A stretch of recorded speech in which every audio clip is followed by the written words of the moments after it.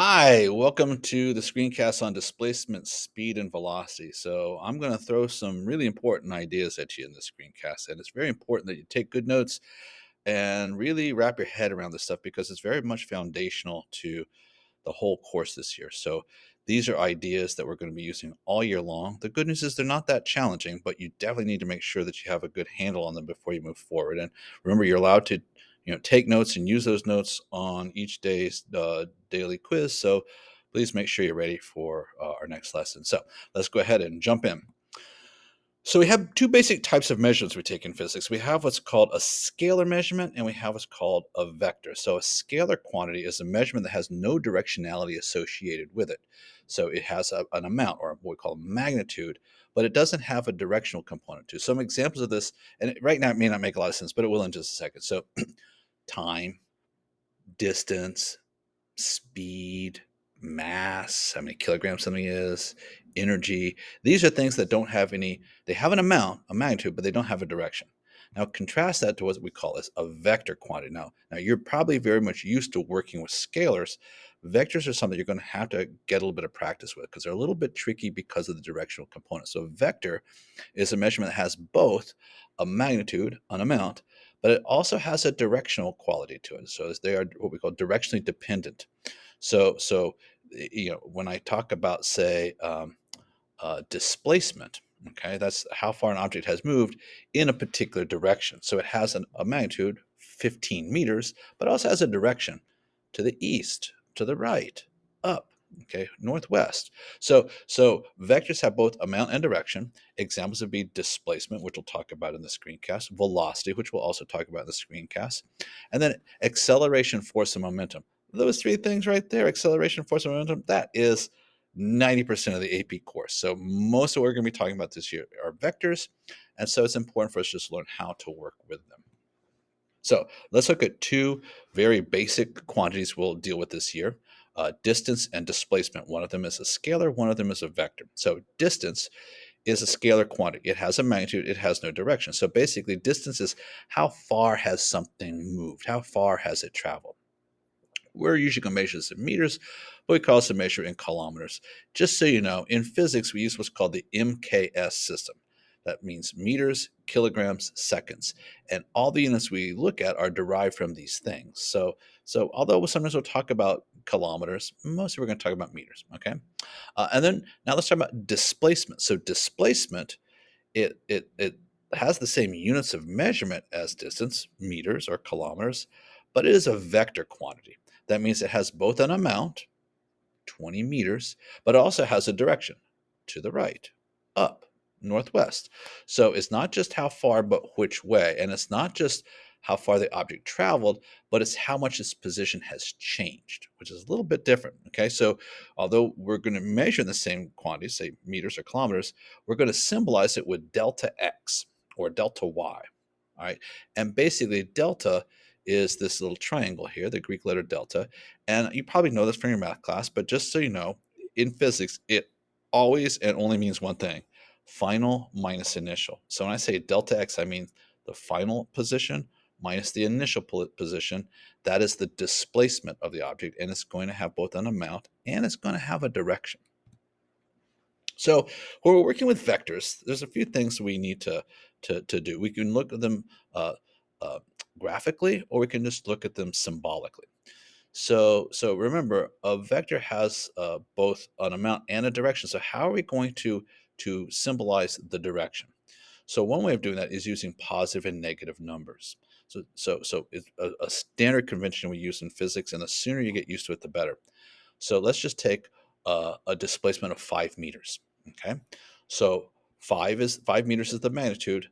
The direction I could show with an arrow. So I could show 5 meters pointing to the right, or 5 meters pointing to the left. So I'm saying this object has been displaced from its original position 5 meters to the right or 5 meters to the left. Now, often we're going to use a negative sign to indicate uh, a particular direction. So in physics, negative is a directional association. It's not to imply less of something. So 5 meters and negative 5 meters, it is not that this one is less than this one. It's just going in a different direction from this one. So negative symbolizes the direction. And that means then we got to determine what we're going to call a positive and negative direction. So there is no universal positiveness about a particular direction. So we just arbitrarily assign it. And normally, if we're not told otherwise, what we'll usually say is, look, by convention, unless we have a good reason not to, we'll say that right is the positive direction and left is the negative direction. Or we'll say up is the positive direction and down is the negative direction. Or north is the positive direction and south is positive direction, and north and south is the negative direction. I'm not going to redo this screencast just because I screwed that one up. All right. Now let's talk about these arrows I've been drawing. Okay, so we often use arrows to graphically represent vectors. And there's a couple things about this you have to understand.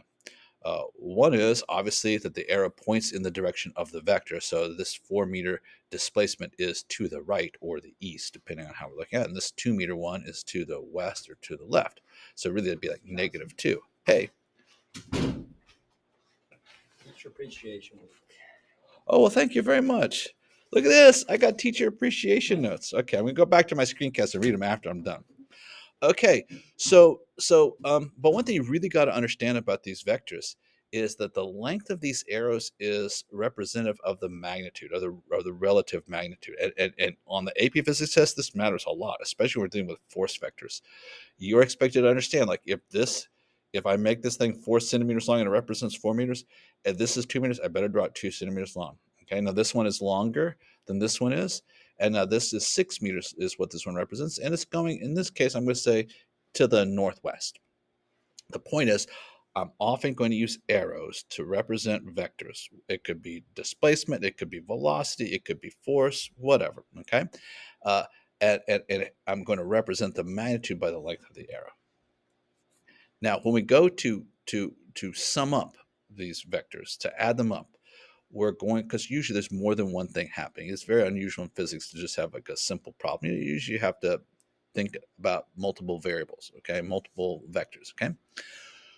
So we often, if we're going to add them graphically, we use what we call the tip to tail method of vector addition. So basically, let's just say I have two vectors. I have a 4-meter displacement in the positive direction to the right and a 7-meter one in the negative direction to the left. So I'm just going to draw, this one is a little bit less than twice as long as this one because it has a larger magnitude. Now, when I go to add these up graphically, what I do is I use what's called tip to tail. It doesn't matter which one of them I draw first. I'll get the same result either way. So I'm going to draw first, I'm going to draw the 4-meter one going this way. Okay, I'm going to draw that vector starting at the starting location. Now I'm going to draw the second, the 7-meter one, with its from the tip of this one. So I'm going to put the tip of this one is where the tail of this one's going to go, and I'm going to draw the 7-meter one. Okay, so basically I draw one, and then at the end of that one I start the next one, and I could go multiples. I could do them in 2 dimensions. I could do them in 3 dimensions. Heck, I could do them 4, 5, or 6 dimensions if I want to. All right. So basically, I'm going to add these up, and then I'm going to find what's called the resultant vector. So the resultant vector means sort of the net vector, in this case, the net displacement. How much has it actually been displaced when I consider all these different displacements? And so what I find is I went 4 this way, I went 7 this way. So to draw the resultant vector, I start where I started and I end where I ended. And the direction can be determined that way, and then the magnitude can be determined by the length of this. So 4 this way plus 7 that way gives me a resultant of -3 meters, or 3 meters to the west or to the left, whichever the case may be. So let's just talk about it in 2 dimensions. All right. So and we'll never do 3 dimensions in this class, or 4 dimensions, which can be done, by the way. All right. So here we go. Let's just say I have this. I have an object that travels 4 meters to the east, and then it goes 3 meters north, and then 3 meters west, and then 5 meters south, and then 1 meter to the west. What is the distance the object traveled? Well, the distance is how far it went. So how far did it go? Well, it went 4 plus 3 plus 3 plus 5 plus 1. It went 16 meters. That was the distance traveled. That's a scalar quantity, directionally independent, has nothing to do with direction. If I talk about, well, what was the net displacement of the object after all these individual displacements? Well, I add them tip to tail. So I go 4. At the end of that vector, I draw my next one. At the end of that one, I draw my next one. At the end of that one, I draw the next one. At the end of that one, I draw the next one. And now what do? I start where I started, I end where I ended, and I see I have a resultant vector that is 2 meters long and pointed to the south. So -2, if you will. Uh, and that is its net displacement, which is a vector quantity. Now, sometimes what we have is a vector that doesn't point east or west or up or down. It points at an angle like this. So when we have that, oh, I'm sorry, no, take that back. I'll talk about that one next. Let's just talk about I have two vectors, but they end in a way where it's not the resultant is not just east or west or north or south. So if I go 4 meters this way and then 3 meters that way, to draw the resultant vector, I start where I started, I end where I ended. I can see that the direction of the vector is to the northeast. But what is this magnitude? In this case, I'm going to have to use Pythagorean theorem to do that. This is what I accidentally said before. So what if I have a vector that's pointing in some unknown value to the northwest in this case? What we find in physics that's really very useful is to resolve a vector into what we call as component vectors to ones that are orthogonal to each other. So I'm going to say, all right, I'm going to make this, I'm going to take this one here and say, well, this one went 3 meters to the west and it went 5 meters north. So I have a y component of +5 and an x component of -3. You add those together and you add the squares of them and take the square root, you'll get this magnitude here. But it's often just simpler to work with the component vectors than to work with the original vector. Okay, let's switch gears a little bit here and let's talk about another set of scalars versus vectors, and that's speed versus velocity. Two words you've heard a lot in your lifetime. Let's make sure we understand what each of those means. So when I talk about the average speed of an object, and you'll hear that term a lot in physics, the average speed is basically the rate at which it covered a certain distance. And so the way we're going to do this, we're just going to say the average speed is simply the distance traveled divided by the time it took to make that trip. All right. If you went 100 miles and it took you 2 hours, your average speed was 50 miles an hour. Uh, because it's a scalar, since distance is a scalar, when I divide it by time, which is also a scalar, I get a scalar quantity. So if I'm working with only scalars, I'm going to get only scalars. So the direction in this case doesn't matter. So let's try this now. I have a person who walks 5 meters east in 2 seconds, and then 2 meters north in 1 second, and then 2 meters, don't ask me why he's doing this, 2 meters west in 2 seconds, and then 4 meters south in 2 seconds, and then 3 meters west in 1 second. What was the person's average speed? Well, I have to know how far did the person travel? The answer is 16 meters. And then I had to divide by how long it took him to do that. So if I add up all the times, it turns out it took 8 seconds total if I add up all these different time values. And so when I say 16 meters divided by 8 seconds, I get 2 meters per second. So you notice speed values are reported in distance over time. Meters per second is something you are going to see so much this year. Not because of speeds. We don't usually concern ourselves with speeds. What we tend to concern ourselves with instead is velocity. We're going to start our discussion with what's called average velocity, but honestly, mostly we're going to be concerned with what's called instantaneous velocity. So, average velocity of an object is simply its net change in position, its displacement over a given time period that was necessary to make that displacement occur. So, your average velocity is going to be your change in position, your delta x over a given amount of time. So, we write it this way, say v is equal to delta x over delta t. A lot of times we just say, well, never mind, we're going to say delta t. It is a vector quantity because displacement is a vector. So we divide a vector by a scalar, you still get a vector. There's still a directional association to it. And keep in mind, the symbol delta is always going to mean change, and it's always going to be final position minus initial position. So let's go back and look at that example we just had before. So we're going to do the same thing, but this time I'm going to ask, well, what was the person's average velocity? All right.